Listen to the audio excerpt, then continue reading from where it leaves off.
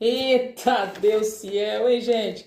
Estamos aqui com mais uma oportunidade, rica oportunidade, neste devocional. Missionária Helena, devocional é você, o quê? Conhecer das Escrituras. Aqui eu estou passando um respaldo para você, mas você pode aprofundar muito mais ainda, né? E eu quero falar com você que esse 2025, Deus me revelou que esse 2025 vai precisar de esperança. O que é isso, missionária Helena?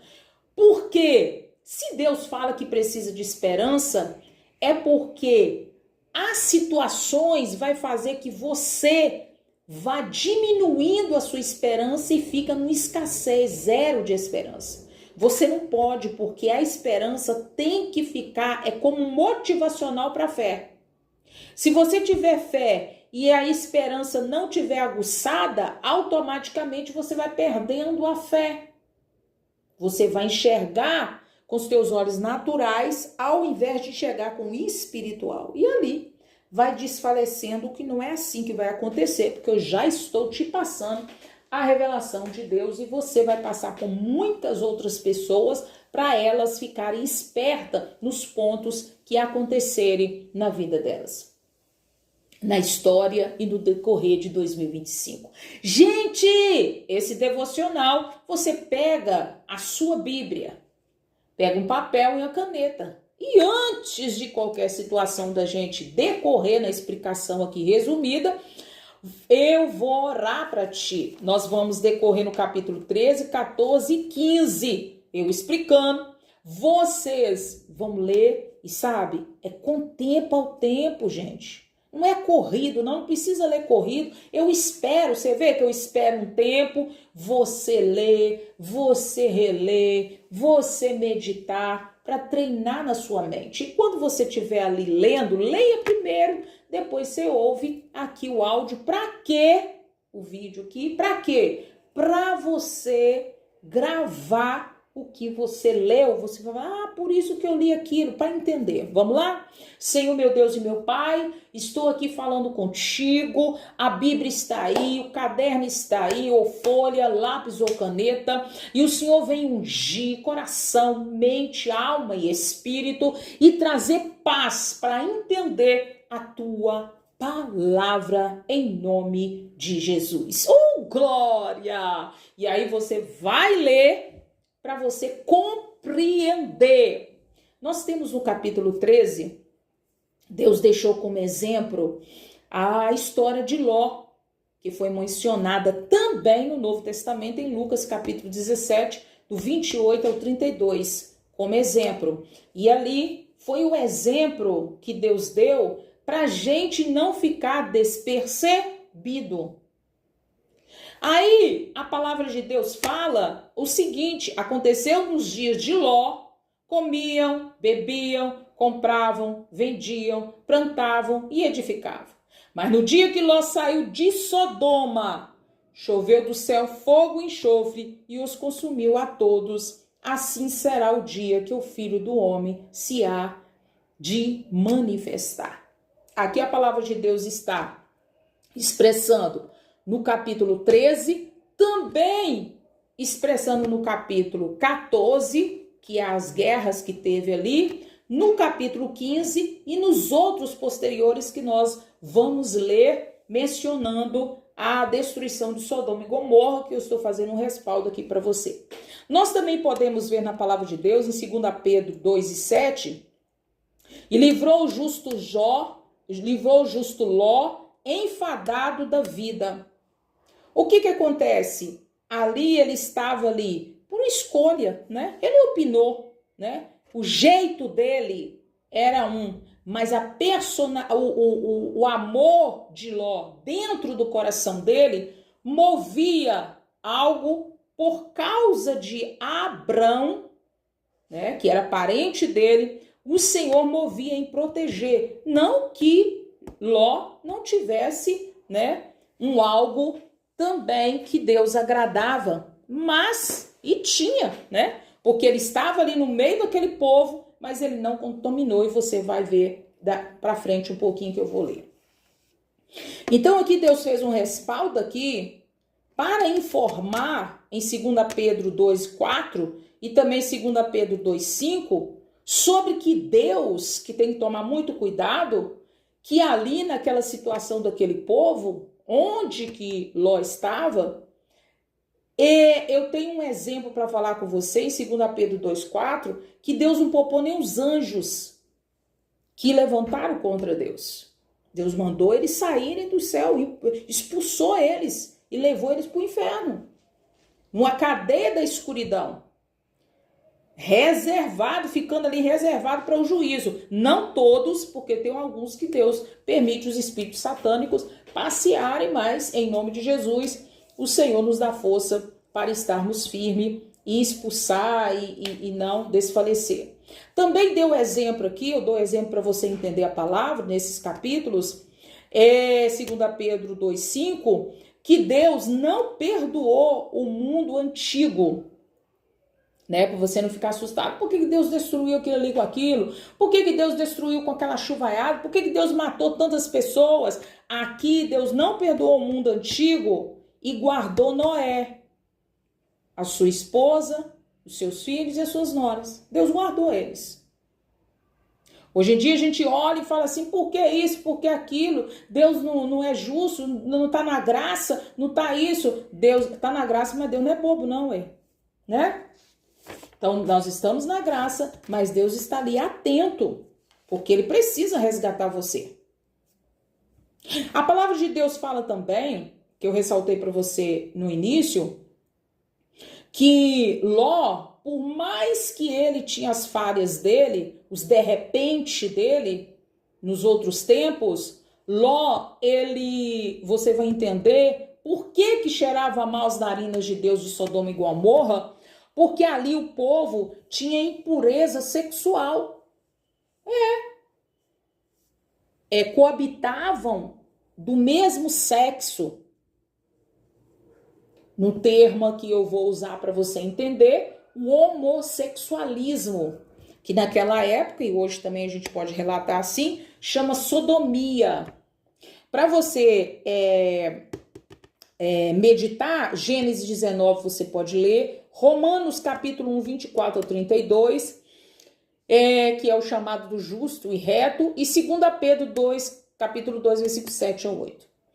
E aí, missionária Helena, o que é sodomia? Sodomia são práticas sexuais que não são consideradas morais, que são consideradas imorais entre pessoas do mesmo sexo. E essas pessoas são o quê? Desviante das normatizações de gênero. Quer dizer, desvia do próprio estado dela, né? Homem, se é homem, Deus criou homem.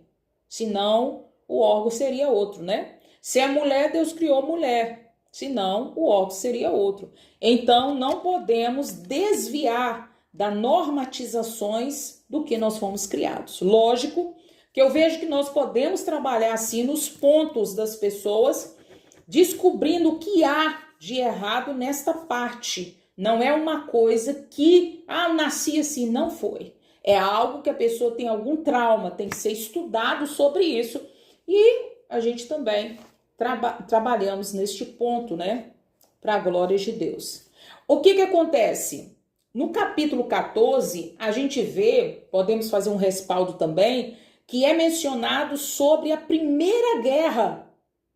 Que aqui no título fala, nem todos, a Bíblia vai falar o mesmo título, mas aqui fala o título Guerra de 4 reis contra 5. Aqui é mencionado, mas eu quero te trazer, segundo a explicação da palavra de Deus, aqui era a primeira guerra, mas não era a última. Que aqui menciona que haverá guerras até Cristo voltar, ou até que Cristo volte à terra. Por que a guerra, gente? Deus colocou a gente na terra. Quem quer ser separado por Deus, Deus não deixa de guardar, né?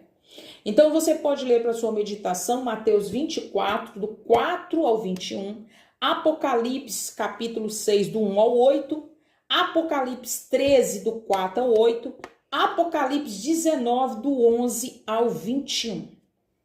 Eu quero ressaltar para você também que existia naquela época, você vê muitas partes que a gente lê na Bíblia, a gente fala gigante, gigante, gigante, né? Que eram homens que não eram de um tamanho normal, né? De uma pessoa.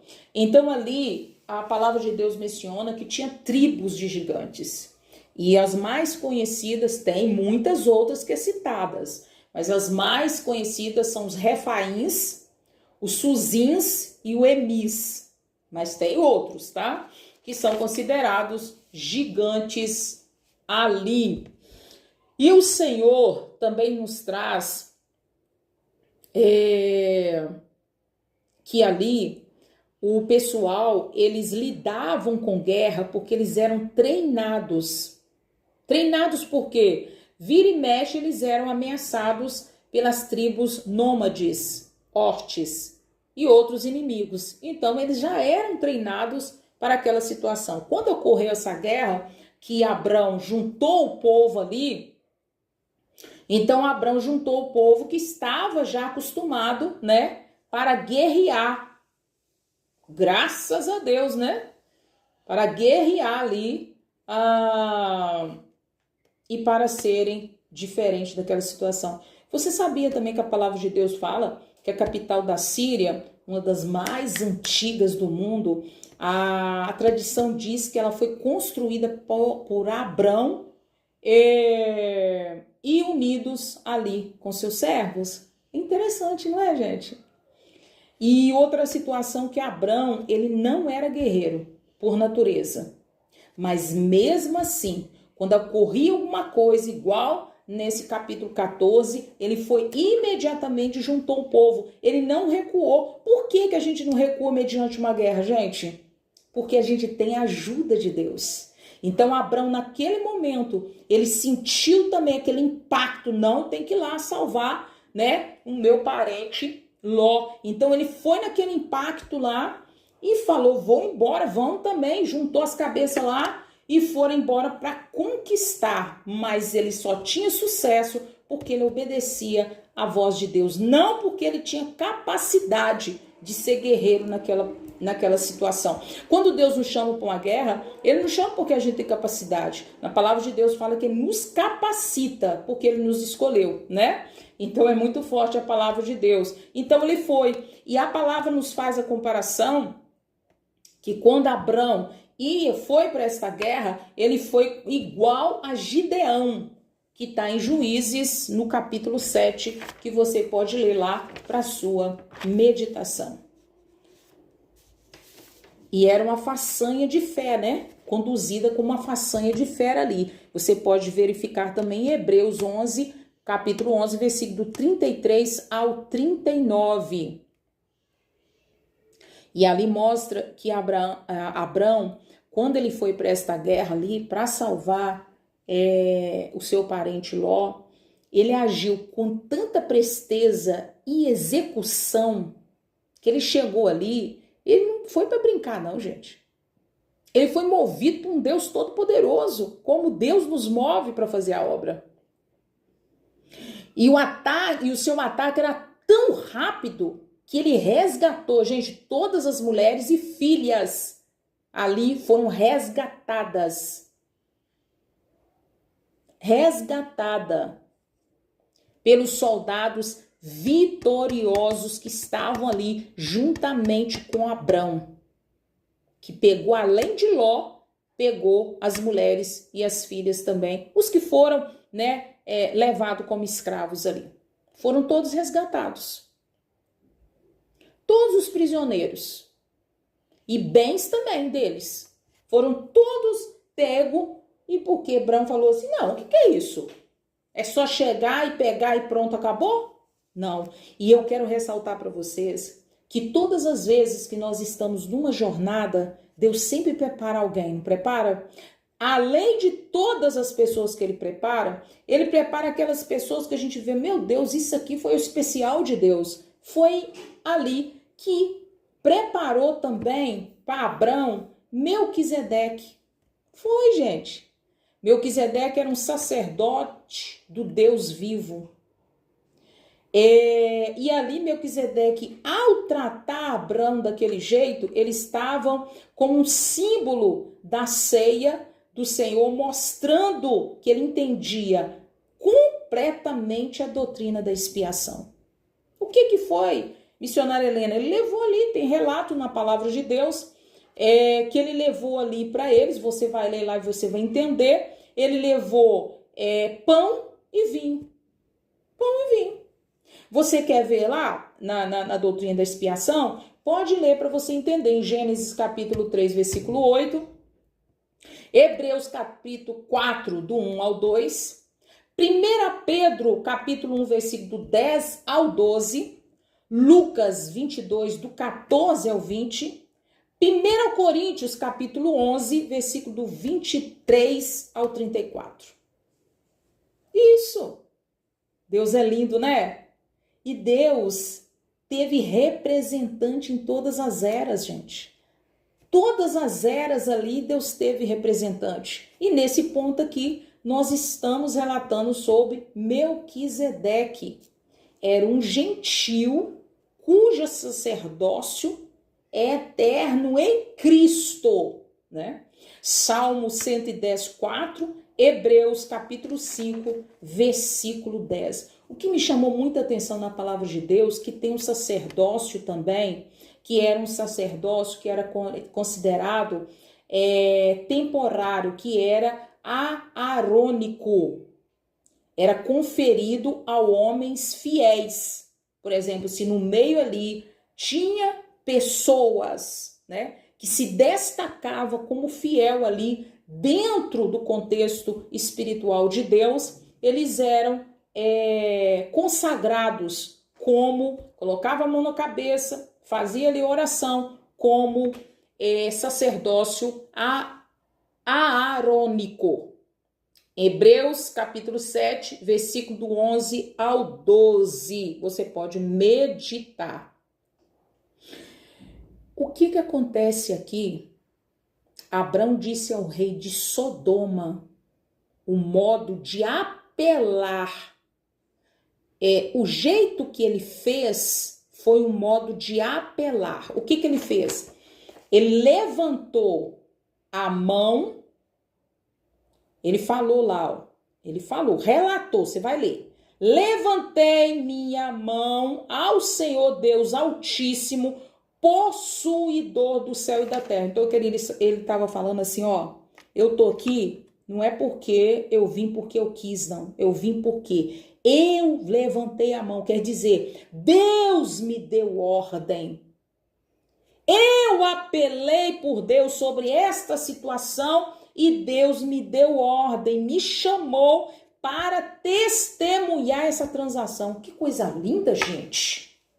Meu Deus, coisa linda demais. Você pode ler aí também em Isaías capítulo 6, versículo 2 ao 8, Daniel 12 ao 7, capítulo 12, versículo 7, Apocalipse capítulo 10, versículo do 5 ao 6.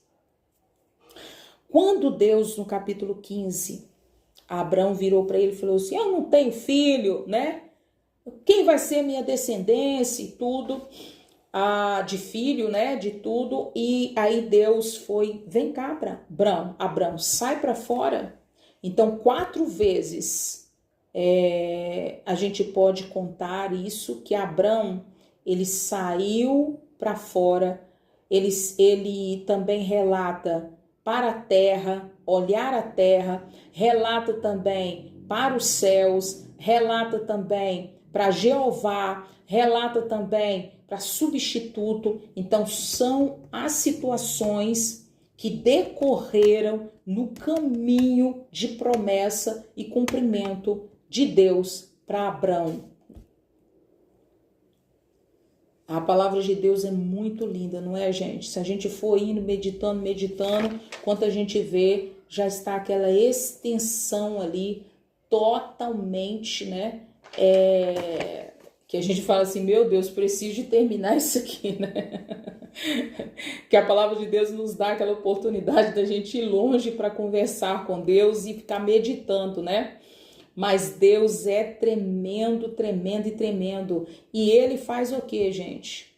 ele isola inteiramente a gente. Ele isola, tem vezes, a nossa mente, como ele fez com Abrão, das cenas de coisas da terra. E ele nos coloca plenamente, completamente rendidos a ele que é Deus, para que nós possamos enxergar com os olhos de Deus. E na palavra de Deus fala que houve uma escuridão. Aqui menciona tocha flamejante. Essa tocha flamejante, gente, não é uma coisa sobrenatural que aconteceu, não. É uma lâmpada ardente que era um símbolo da presença divina no Oriente. Costumava-se acender uma tocha ao fazer uma aliança, ao celebrar algo, ou celebrar uma festividade, um casamento, ali simbolizando. É como se fosse uma façanha da fé, né?